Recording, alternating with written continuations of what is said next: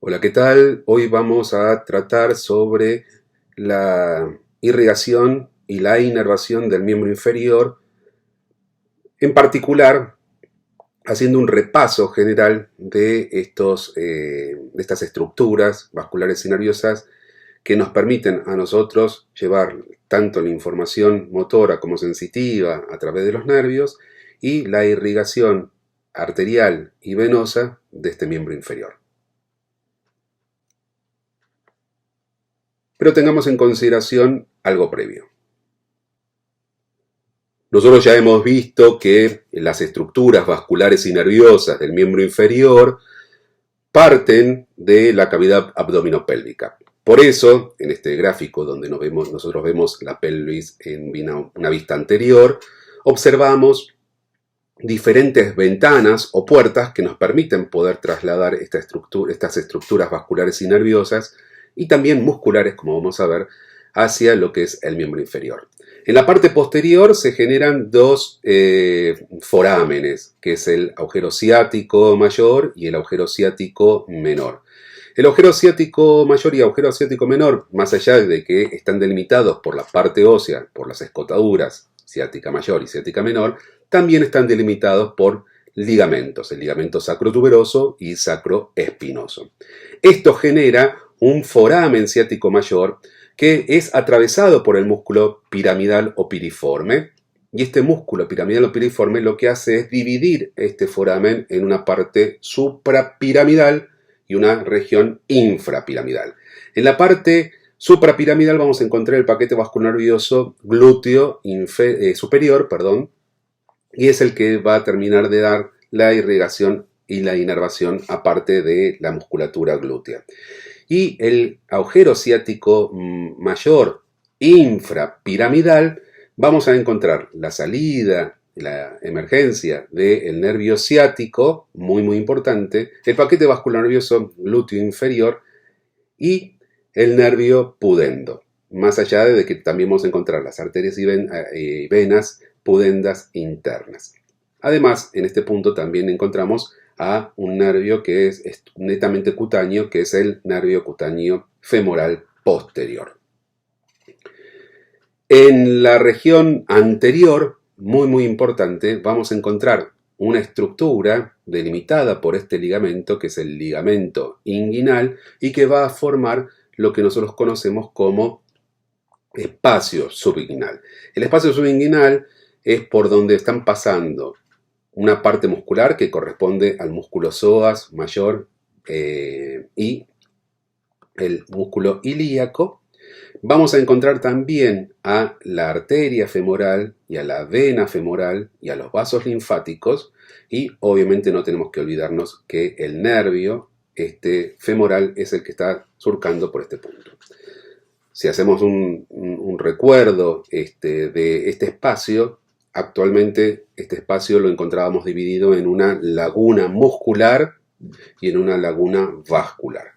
En la laguna muscular pasaba el músculo más el nervio, en la parte vascular íbamos a encontrar la vena y la arteria femoral con los vasos linfáticos.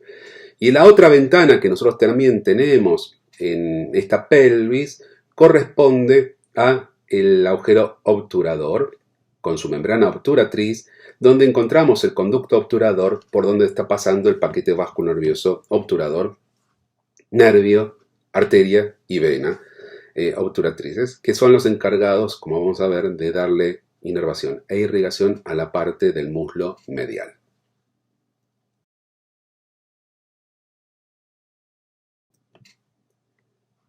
Como le decía previamente, la arteria más importante, para no decir casi la única arteria que da irrigación al miembro inferior, proviene de la arteria femoral.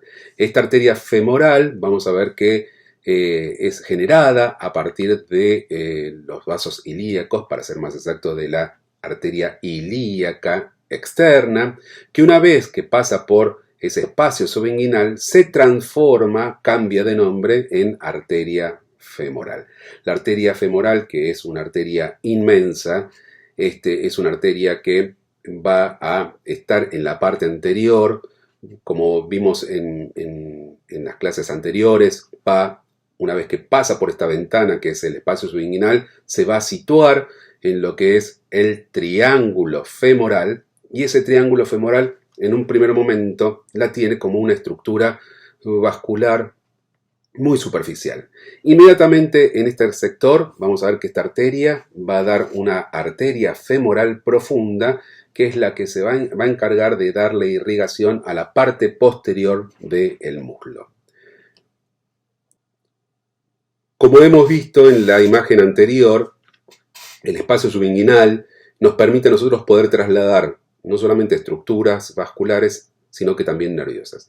En este traslado pasábamos a este pequeño espacio triangular, en realidad de forma piramidal, que es el triángulo femoral.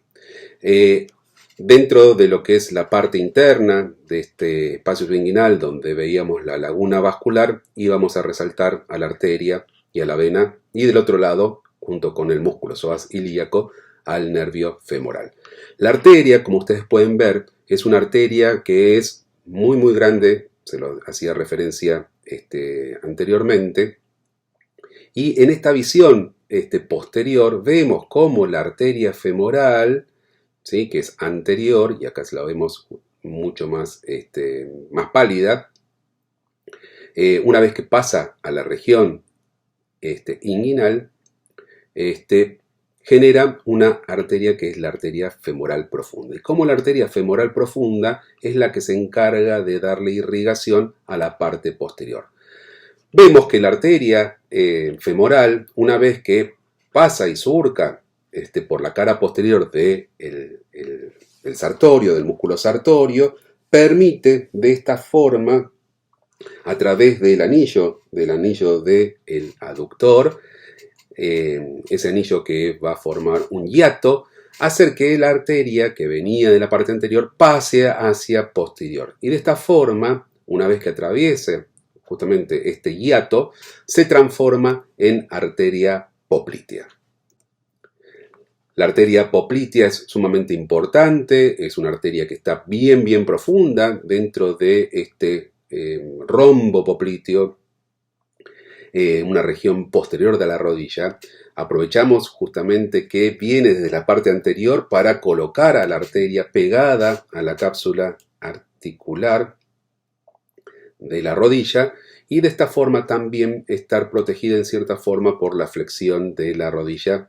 Y vamos a ver en este punto que la arteria comienza a dar ramas muy importantes que corresponden a las ramas que van a darle irrigación a esta articulación. Acuérdense que en este punto tenemos a la arteria articulares superiores, a la arteria articular media y a la arteria articulares inferiores. Y además tenemos las ramas musculares, aprovechando para darle irrigación a los músculos que van a ser parte de la región de la pierna.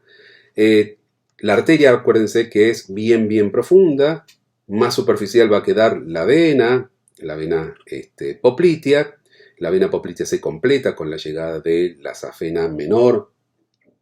Y más superficial vamos a encontrar al nervio ciático, que a esta altura ya comienza a dividirse en sus dos ramas terminales, que son el nervio tibial y el nervio peroneo común.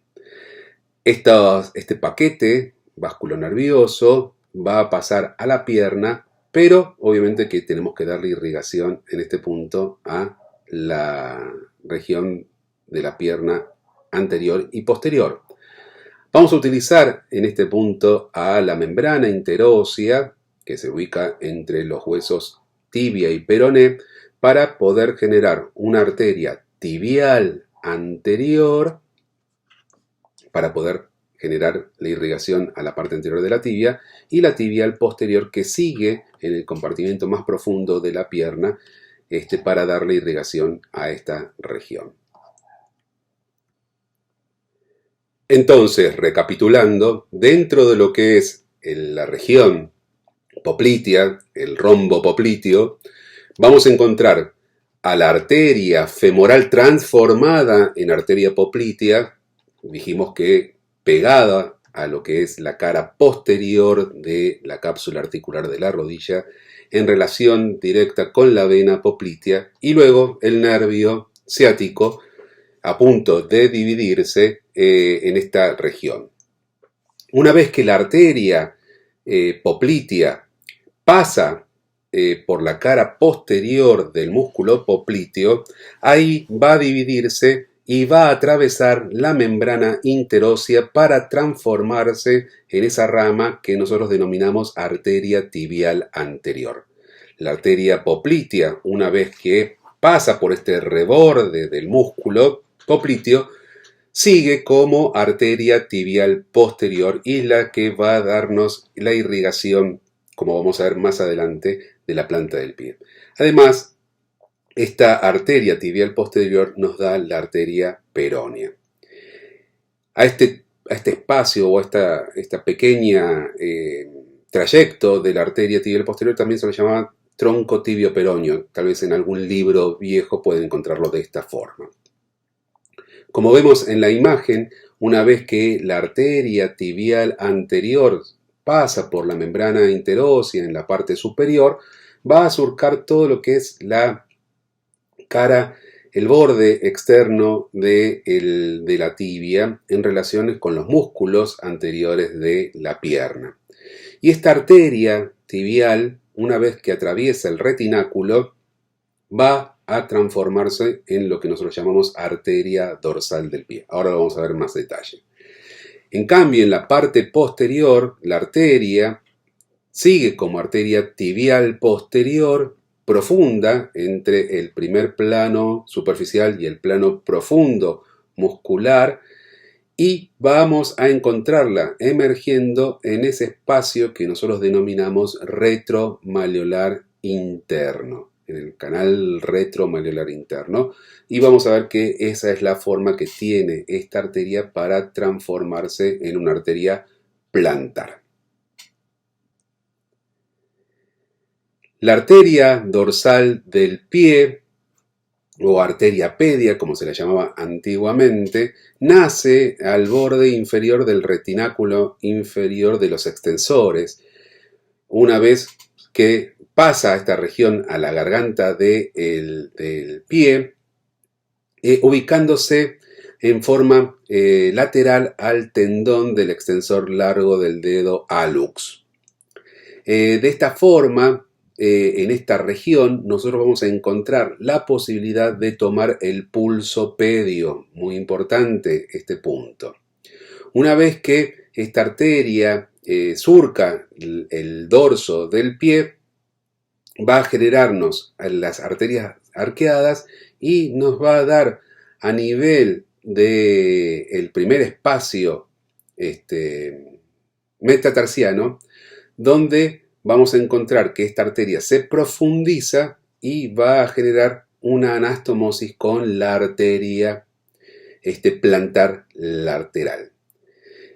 La arteria tibial posterior, una vez que pasa por el canal retromalleolar interno, nos va a dar a esta arteria plantar lateral y plantar medial. La arteria plantar lateral termina formando un arco plantar profundo, que es el que nos va a permitir a nosotros poder darle irrigación a partir de las arterias metatarsianas a los dedos a través de las arterias digitales plantares propias y las plantares comunes. También existe un arco plantar más superficial, pero este arco plantar más superficial corresponde a un arco inconstante que se da entre la anastomosis, entre las arterias plantares medial y lateral. Entonces, tener en consideración que en el dorso del pie vamos a encontrar a la arteria bien superficial, arteria dorsal del pie, y es el punto donde nosotros vamos a poder tomar el pulso pedio. Y el otro lugar donde nosotros podemos tomar el pulso y que tiene que ver con ver cómo irrigamos la planta del pie y a la mayor parte de los dedos es en el canal retromalleolar interno, donde vamos a tomar justamente el pulso de la arteria tibial posterior. No se olviden esto, que es muy importante dentro de la semiología cuando nosotros estamos viendo la irrigación terminal del miembro inferior.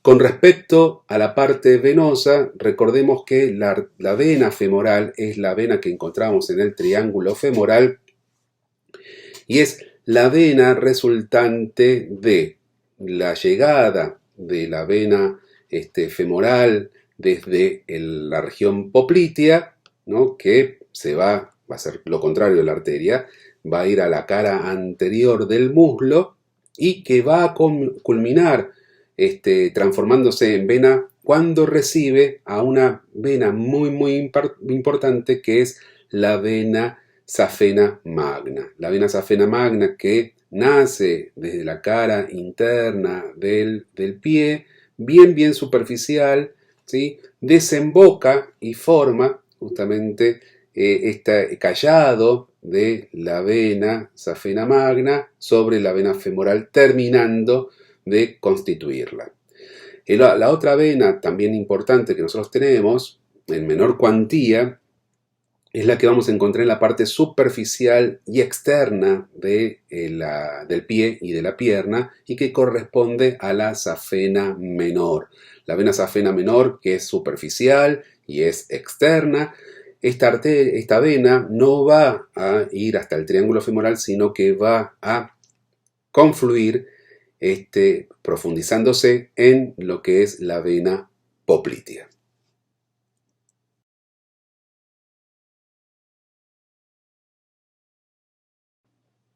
Bueno, llegamos a lo que es la inervación del miembro inferior. Nosotros sabemos que la inervación está dada por nervios que se generan en dos plexos que están unidos, que son el plexo lumbar y el plexo sacro. El plexo lumbar está formado por los ramos anteriores que van de L1 a L3 y donde vemos la participación de torácica 12 y L4. Los ramos del plexo lumbar se ubican por delante de los músculos de la pared anterior del abdomen e inferior, y son los que van a permitirnos, y vamos a ver cómo, trasladar a los principales nervios al miembro inferior. En este caso estamos refiriéndonos al nervio femoral y al nervio obturador. Pero no son los únicos, porque también tenemos ramos del plexo que son el nervio iliohipogástrico, ilioinguinal, genitofemoral. Y además tenemos una rama cutánea que es el cutáneo femoral lateral o femorocutáneo, como se le llamaba antiguamente. Pero para hacer y resaltar los principales nervios, recordemos que el nervio femoral es una rama muy importante en este punto, y nosotros veíamos que este nervio femoral iba a ubicarse, una vez que pasa por el espacio subinguinal, en el triángulo femoral. En su trayecto intrapélvico abdominal, vamos a ver que tiene una relación bastante importante con el músculo psoas mayor. En un momento va a estar en la cara posterior y después vamos a ver que emerge en la cara lateral de este músculo psoas mayor. El nervio femoral está formado por las raíces que van de L2 a L4. Una vez que lo encontramos dentro del triángulo femoral, nosotros vamos a ver que este nervio comienza a dar sus ramas, ramos cutáneos femorales anteriores, ramos musculares y el nervio safeno. El otro nervio que también vamos a encontrar en la región del muslo, pero en la región del muslo medial, es el nervio obturador. El nervio obturador, que pasa por el agujero obturador a través de la membrana obturatriz y va a formar paquete vasculoso obturatriz, es un nervio motor y sensitivo también, que se origina de las raíces anteriores de L2 a L4, al igual que el nervio femoral. El nervio obturador desciende, también tiene una relación bastante particular con el músculo psoas, pero en la cara interna. Y una vez que encuentra el agujero obturador, atraviesa este agujero obturador. Y de esta forma va a darle la inervación a los músculos que nosotros conocemos como músculos aductores. Entonces, teniendo en consideración los dos nervios más importantes del plexo lumbar en representación a lo que es el miembro inferior, tenemos al nervio femoral y al nervio obturador.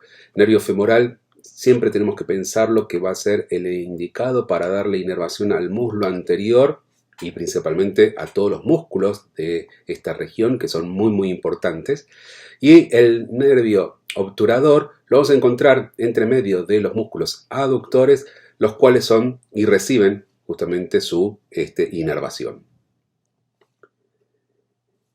La otra parte que corresponde a este plexo lumbosacro corresponde respectivamente al plexo sacro, que está formado por un tronco que nosotros denominamos tronco lumbosacro, que es la unión entre lo que es L4, L5 y S1. Eso forma ese tronco lumbosacro. Y a partir de este tronco lumbosacro, junto con los primeros nervios sacros, vamos a generar todo este plexo. Un plexo sumamente importante que tiene una forma triangular, que se ve bien pegado a la cara de la articulación sacroilíaca, va a darnos el desarrollo de un nervio o el nervio más grande y más importante que tiene nuestro cuerpo, que es el nervio ciático. El nervio ciático termina siendo un nervio que va a dar la inervación tanto motora y como sensitiva a la mayor parte de lo que es el miembro inferior. ¿Por qué? Porque ya discriminamos que el nervio femoral y obturador solamente se quedan en las regiones anteriores y medial del muslo. En cambio, el nervio ciático, por el volumen que tiene, va a ser el encargado de darle inervación a todo lo que es el compartimento posterior del muslo, a la pierna y al pie. Entonces, este nervio ciático hemos visto en las clases anteriores la relación que tiene tan particular pasando por el agujero ciático mayor, en la región dividida por el músculo piriforme o piramidal, en esta región infrapiramidal, en relación con los paquetes vasculonerviosos, glúteos inferiores y pudendos. Este nervio, como les decía, el más grueso y más largo de nuestro cuerpo, que se origina de L4 a S3, va a abandonar la pelvis por este agujero ciático mayor, va a comenzar a tomar relación con los músculos de la región glútea, en particular con el glúteo mayor, en relación directa con el piramidal y con la cara posterior de los géminos superior, el gémino inferior y el obturador. Después desciende a lo que es el muslo y va a tener una relación con los músculos que encontramos en la región posterior del muslo. Y acá recordemos que la relación está dado con el bíceps femoral, la relación con lo que es el semitendinoso y el semimembranoso. Una vez que este nervio continúa su trayecto descendente por la cara posterior del muslo, va a ingresar a lo que es la región del hueco popliteo o rombo popliteo. Y acá, en este punto, vamos a ver que el nervio, que ya estructuralmente está dividido en sus dos ramas terminales, se divide efectivamente en sus dos ramas, que son la rama tibial y el peroneo común. Como veníamos diciendo, el nervio ciático, una vez que atraviesa el muslo posterior en relación con los músculos semitendinoso, semimembranoso y bíceps femoral, habitualmente en lo que es el vértice de la fosa poplitea o rombo popliteo, da sus dos ramos terminales, que son el nervio tibial, que va a formar parte del paquete vascular tibial posterior, y el nervio peroneo común, que se va a lateralizar, va a buscar justamente el cuello del hueso peroné e ingresa a un compartimento lateral de la pierna donde se divide en sus dos nervios terminales, que son el nervio peroneo superficial y el nervio peroneo profundo, también denominado tibial anterior en la nomenclatura antigua. Con respecto al peroneo superficial, vamos a ver que este nervio peroneo superficial es el encargado de descender entre los músculos peróneos y extensor largo de los dedos, donde nos va a dar ramos tanto musculares, por ejemplo para el peroneo largo y para el peroneo corto, y un nervio cutáneo, o sea sensitivo, dorsal medial, y un nervio cutáneo dorsal intermedio, que lo vamos a encontrar justamente en el dorso del pie y que van a permitirnos a nosotros generar los nervios digitales dorsales de los pies para darle la sensibilidad a esta región dérmica. En cambio, el peroneo profundo, ¿sí?, que dijimos que es un nervio que va a encontrarse en un plano más profundo en un primer momento, donde vamos a encontrar que está en relación con el músculo tibial anterior, el extensor largo y corto del dedo hallux y el extensor largo y corto de los dedos. Tiene justamente un trayecto descendente y va a llegar al dorso del pie dando dos ramos dorsales digitales del pie. Ramos sensitivos para las caras adyacentes del primero y segundo dedo del miembro inferior.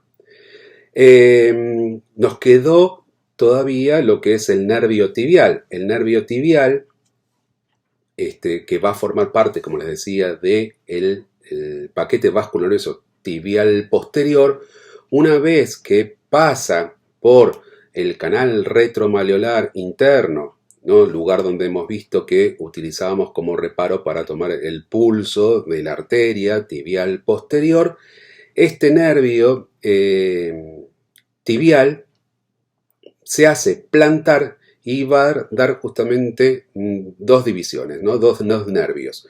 Nervios plantares medial y plantar lateral.